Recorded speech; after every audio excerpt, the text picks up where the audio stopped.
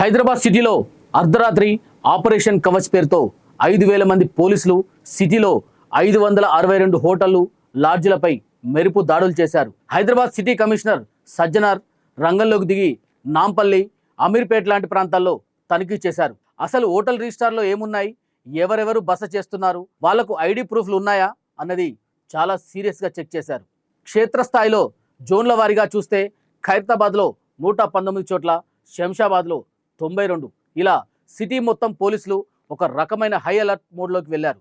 మైనర్లకు గదులు ఇవ్వకూడదని, సీసీటీవీలు నిరంతరం పనిచేయాలని సిపి స్ట్రిక్ట్గా ఆదేశాలు జారీ చేశారు. త్వరలోనే డిజిటల్ విజిటర్ మేనేజ్మెంట్ సిస్టమ్ కూడా రాబోతుందట. నిఘా విషయంలో పోలీసులు ఇంత పక్కాగా ఉండటం నిజంగా అభినందనీయం.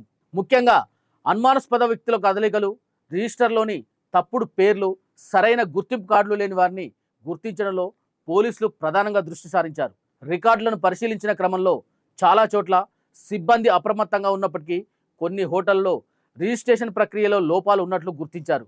విజిటర్ల ఫోన్ నెంబర్లు తప్పుగా ఉండటం, సీసీటీవీ కెమెరాల కవరేజ్ సరిగా లేకపోవడం వంటి లోపాలు పోలీసులు బయటపెట్టారు. ఈరోజు హైదరాబాద్ నగర వ్యాప్తంగా అన్ని జోన్లో పైన ఉన్న లాజెస్ని ఏకకాలంగా మన ఆఫీసర్స్ అందరూ కూడా చెక్ చేయడం జరుగుతుంది. దాదాపు 5,000 సిబ్బందితోని ఈరోజు ఆపరేషన్ కవచ్ భాగంగా ఈ యొక్క జనరల్ చెకింగ్ చేయడం జరుగుతుంది. అక్కడ ఉన్న కస్టమర్స్ ఎవరు ఉండొచ్చు, మేనేజ్మెంట్ ఏమేమి రికార్డ్స్ కలెక్ట్ చేస్తున్నారు, వాళ్ళు ఏమాదిరి సంశయాస్పద వ్యక్తుల, వాళ్ళ దగ్గర ఏమాదిరి సంశయాస్పద వస్తువులు ఉన్నావా అని చెప్పి జనరల్ చెకింగ్ చేయడం జరుగుతుంది. నిన్నే మనము ఇదే ఆపరేషన్ కవచ్ భాగంగా 2 వీలర్స్ ట్యాంపర్ చేసిన నంబర్ ప్లేట్స్ కావచ్చు, కవరప్ చేసిన నంబర్ ప్లేట్స్ కావచ్చు, నంబర్ ప్లేట్స్ని వెహికల్స్ని మనం చెక్ చేయడం జరిగింది. దాదాపు 3,000 పైన వెహికల్స్ సీజ్ చేశాను. ఈరోజు కూడా ఇదే ఒక ఆపరేషన్ కవచ్ భాగంగా అన్ని లాజెస్ కూడా మనము 2 గంటల పైన చెక్ చేయడం జరుగుతుంది. సో ప్రజలందరూ కూడా సహకరించారు. ఇంకా వచ్చే రోజు కూడా భద్రతని దృష్టిలో పెట్టుకొని, సురక్షిత దృష్టిలో పెట్టుకొని ఇలాంటి చెకింగ్ జరుగుతూనే ఉంటావు. ప్రజలందరూ కూడా వాళ్ళ దగ్గర ఉన్న ఆధార్ కార్డులు ఉండొచ్చు, వాళ్ళు ఉన్న ఐడి కార్డ్స్ కావచ్చు, అట్లానే సరైన నంబర్ ప్లేట్ పెట్టాలి. చాలా చోట్ల కూడా చూశాను, చాలామంది యూత్ ఆ నంబర్ ప్లేట్ వంకర చేయడము, లేదంటే కవరప్ చేయడము, లేదంటే ట్యాంపర్ చేయడం జరుగుతుంది. సో వాళ్ళపైన కూడా ఎఫ్ఐఆర్ కూడా ఇష్యూ చేస్తాను, చట్టపరమైన కూడా సీరియస్ యాక్షన్ తీసుకోవడం జరుగుతుంది. అట్లానే నిన్నే నేను చూసింది చాలామంది ఇయర్ ఫోన్స్ వాడుతున్నారు. అంతకుముందు కూడా మనము ఈ ఒక ఇయర్ ఫోన్స్ పైన కూడా వార్నింగ్ ఇవ్వడం జరుగుతుంది. నెక్స్ట్ టైము మళ్ళీ ఇట్లానే ఒక డేలో కూడా మనం చెకింగ్ చేస్తున్నాం. ఎక్కడైనా అలాంటి ఇయర్ ఫోన్ పెట్టుకుని డ్రైవ్ చేస్తే వాళ్ళపైన కఠిన చర్య తీసుకోవడం జరుగుతుంది. ప్రజలందరూ కూడా ఈ యొక్క కార్యక్రమంకి, ఆపరేషన్కి బాగా సహకరిస్తున్నారు. వచ్చే రోజు కూడా వాళ్ళు ఇట్లానే మన హైదరాబాద్ సిటీ పోలీస్ చేపట్టే ప్రతి కార్యక్రమం కూడా సహకరించాలని చెప్పి నేను హైదరాబాద్ సిటీ పోలీస్ తరఫు నుంచి ప్రజలందరూ కూడా కోరుతున్నాను. ఇక్కడే ఒక చిన్న పాయింట్, నేరం జరగకముందే పోలీసులు ఇలా అప్రమత్తంగా ఉండి అసాంఘిక శక్తులకు చెక్ పెట్టడం చాలా మంచిది.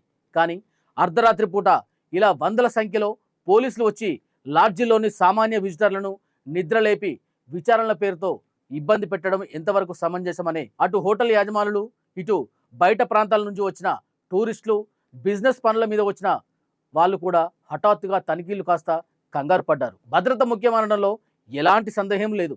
టెక్నాలజీ పెరుగుతున్న వేళ ఇప్పుడున్న డిజిటల్ నిఘా వ్యవస్థలను మరింత స్ట్రాంగ్ చేస్తే సరిపోతుంది.